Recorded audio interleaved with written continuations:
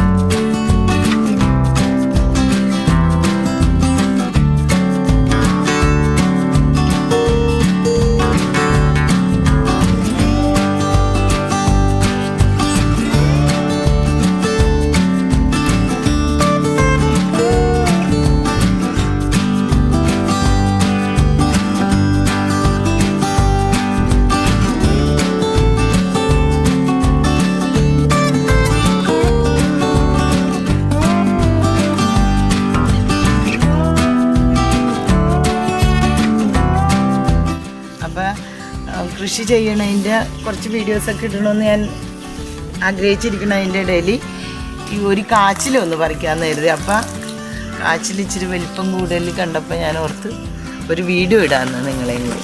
അപ്പോൾ ഈ കാച്ചിലിൻ്റെ വീഡിയോ ഇടുന്നത് വേറെ ഒന്നുമല്ല, ഈ കാച്ചിൽ നട്ടത് നമ്മൾ ഈ ചാക്കിൽ പിന്നെ കുറച്ച് കരിയില മാട്ടുമ്പഴുക്കും മാത്രം ഇട്ട് കഴിഞ്ഞ കൊല്ലമല്ല, കഴിഞ്ഞതിൻ്റെ മുമ്പിലത്തെ കൊല്ലം നട്ടതാണ്. കഴിഞ്ഞ കൊല്ലം ഞാനത് പറിച്ചില്ല, ചെറിയൊരു പീസ് നട്ടതുകൊണ്ട് ഞാൻ പറിച്ചില്ല. ഈ കൊല്ലം ഈ കൊല്ലം ഞാൻ അതിൽ ഇച്ചിരി കരിയിലയും കൂടി മണ്ടയിലിട്ടു, ഇച്ചിരി ആട്ടുമ്പഴുക്കും ഇട്ടായിരുന്നേ. ഇന്നിപ്പോൾ പറിക്കാനെടുത്തപ്പോൾ ഇത്രയും വലിയ കാച്ചിൽ. ചാക്ക് പറിച്ച് കളഞ്ഞത് കണ്ടില്ലേ? ചാക്ക് കുറച്ചും കൂടി വലിയ ചാക്കായിരുന്നെങ്കിൽ എനിക്ക് തോന്നുന്നു ഇത്രയും കൂടി വലിയ കാച്ചിലായി കിട്ടിയാണ്. കണ്ട, നല്ല ചുമല കാച്ചിലാകട്ടോ.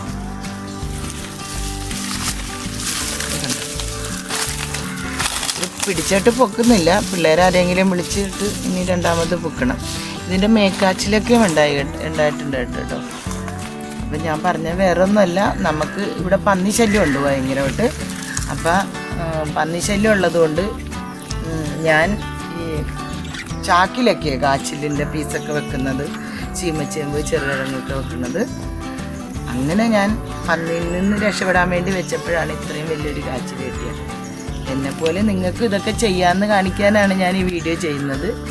കാരണം കുറച്ച് കരിയില നമ്മുടെ മുറ്റത്തൊക്കെ പറമ്പിലൊക്കെ ഉള്ള കരിയില, ആട്ടുമ്പഴുക്ക്, ചാണകപ്പൊടി എന്തെങ്കിലും കൂട്ടി ഒരു കഷ്ണം കാച്ചിൽ വെച്ചാൽ ആദ്യത്തെ കൊല്ലം പറിക്കാണ്ട് രണ്ടാമത്തെ കൊല്ലം പറിച്ചതുകൊണ്ടായിരിക്കാം ഇത്രയും വലുത്. എന്നാലും നിങ്ങൾക്കും നിങ്ങളുടെ ടെറസിലും നിങ്ങളുടെ വീടിൻ്റെ മുറ്റത്തും എല്ലായിടത്തും ഇത്തിരി സ്ഥലമുള്ളെങ്കിൽ അത്രയും സ്ഥലത്ത് നമ്മളിങ്ങനെ വെച്ചാൽ നിറയെ ഇത്രയും വലിയ കാച്ചിക്ക കിട്ടും. ഇത് പുഴുങ്ങി കഴിക്കുന്ന വീഡിയോ ഒക്കെ എനിക്ക് നിങ്ങളെ കാണിക്കണമെന്നുണ്ടായിരുന്നു. വീഡിയോ ഒത്തിരി കൂടുതൽ ലെങ്തി ആകുന്നതുകൊണ്ട് അതൊന്നും ഞാൻ കാണിക്കുന്നില്ല. എൻ്റെ കുഞ്ഞിലേക്ക് എൻ്റെ ഗ്രാൻഡ് ഫാദർ കാച്ചിക്ക പറിച്ചിങ്ങനെ ഓലമടലയിൽ 1.5 കൊല്ലം കഴിഞ്ഞ് പറിക്കുന്ന കാച്ചിൽ ഓലമടലയിലൊക്കെ ഇങ്ങനെ പറിച്ച് വയലറ്റ് കാച്ചിൽ ഇട്ടിട്ട് അത് തേങ്ങാപ്പാലിൽ പുഴുങ്ങി ഞങ്ങൾക്ക് തന്ന ഓർമ്മകളുണ്ട് കുഞ്ഞിൽ. ആ ഓർമ്മയിൽ കൂടിയൊക്കെയാണ് ഞാനും കുറച്ച് കൃഷിയൊക്കെ ചെയ്യണം. അപ്പം നമ്മുടെ സെയിൽ വീഡിയോ മാത്രമല്ല ഞാൻ ചെയ്യാൻ പോകുന്നത്, ഞാൻ കൃഷിയെയും ചെടികളെയും എല്ലാം ഇഷ്ടപ്പെടുന്ന ആളുകൾക്ക് എൻ്റെ വീഡിയോ എല്ലാം ഫോളോ ചെയ്യാം, ഒന്ന് സബ്സ്ക്രൈബ് ചെയ്യുകയും പിന്നെ അതൊന്ന് ഷെയർ ചെയ്യുകയൊക്കെ ചെയ്യണം കേട്ടോ. അപ്പം ഇതൊക്കെയാണ് ഇന്നത്തെ വീഡിയോ. അപ്പം ഞാനൊന്നും കൂടി പറയുക, ഇത് ഞാൻ നട്ടത് ഒരു ചാക്കിൽ നിറയെ കരിയിലെടുത്ത് അതിനകത്തോട്ട് ഇച്ചിരി ആട്ടുമ്പഴുക്കെടുത്തിട്ട് അതിൻ്റെ മണ്ടയിൽ ഒരു കഷ്ണം ഇത്ര ഉള്ളൊരു പീസ് കഷ്ണം കാച്ചിൽ വെച്ച് കൊടുത്തു. അതിൻ്റെ മുകളിൽ ഞാൻ എന്തായിട്ടാ മണ്ണായിട്ട് ഇച്ചിരി ഒരു പിടി മണ്ണിട്ട് വീണ്ടും കരിയിലിട്ടാണ് ഈ കാച്ചിൽ വെച്ചാൽ. നിങ്ങൾക്കും അതുപോലെ ചെയ്യാം. അങ്ങനെ ചെയ്താൽ ഇത്രയും വലിയ കാച്ചി കിട്ടും.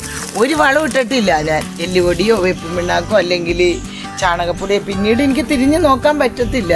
ചിലപ്പോൾ നട്ടിട്ടാൽ പിന്നെ പറിക്കാൻ നേരമാകുമ്പോൾ മക്കളൊക്കെ വരുമ്പോൾ പറിക്കാമെന്നോർത്താണ് ഇതൊക്കെ ഇങ്ങനെ ചെയ്ത് വെക്കുന്നത്.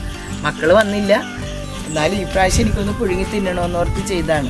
ഇതുപോലെ അടുത്ത സെക്ഷൻ നടാനായിട്ട് ഞാൻ കരിയിലയൊക്കെ നിറച്ചിവിടെ വെച്ചിട്ടുണ്ട് അപ്പുറത്ത്. ഇത് മാത്രമല്ല കേട്ടോ എൻ്റെ കൃഷി, പിന്നെ പച്ചക്കറികളും ചെടികളും പിന്നെ വെള്ളരിക്ക, പീച്ചിങ്ങ, ഇങ്ങനെ ഞാനിപ്പോൾ കാണിച്ചു തന്നില്ലേ നമ്മുടെ ചൗച്ചൗ. തണുപ്പുള്ള സ്ഥലത്ത് മാത്രം ഉണ്ടാകുന്ന ഒരു സാധനമാണ് ഈ പറഞ്ഞ ചൗച്ചൗക്ക. നേരത്തെ ഞാൻ കാണിച്ചല്ലോ വീഡിയോയിൽ.